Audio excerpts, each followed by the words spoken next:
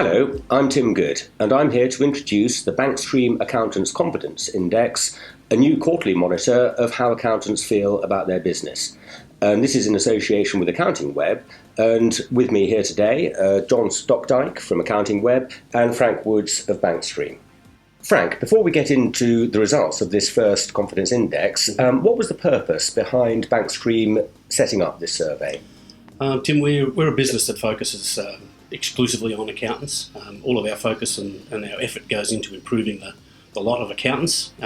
So we thought it was a good time, about time if you like, to introduce a regular monitoring service to give us a feel for how accountants are feeling about their own performance, how they see themselves at the moment, how they see it going forward, and also to get a view on how they think their performance of their small business customers is.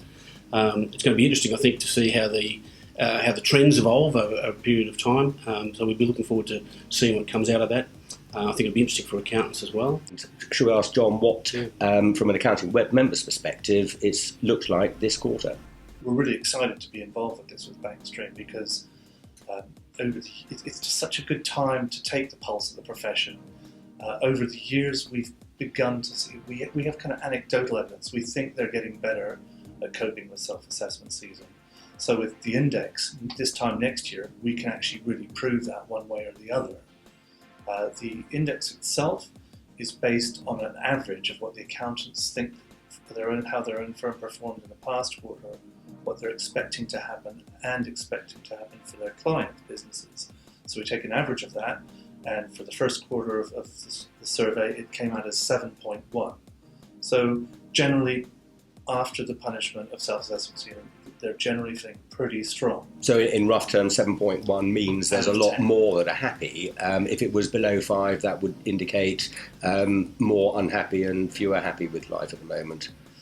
Now, when you look at the detail, the amount that the rating they gave their own firms was about 6% higher than those of their clients. So that was an interesting quirk.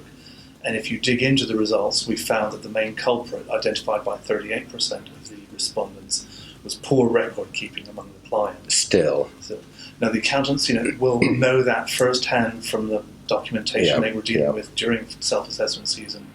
But it's quite significant for the businesses themselves because that could explain if you really haven't got a handle on your numbers and your admin, you're going to be going forward in a bit of a haze. Because we look at accountants year on year, looking back, it was a surprisingly small amount of them had actually grown their fees. I think that was 52%. And as I say, if we now look to the year ahead, that's a fairly small group who actually are seem to be progressing forward. Can you give us either of you, maybe start with you, Frank, what's your view on the lowness of that figure? I think generally, John, we're looking at a situation where there's opportunity out there. I don't think it's a lack of opportunity that's causing a lack of growth or them to see that to grow. I suspect it's more a capacity issue, and that's something that's just constraining the accountants. They were certainly pointing to that in terms of their workload at the moment.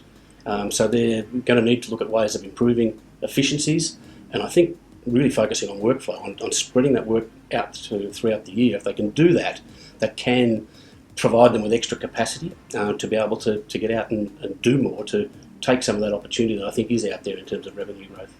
No, I'd agree. I think that chimes with what I come across anecdotally in the lecture room, and accountants are struggling to find the staff to do all the work that they could do in some cases, not all, obviously.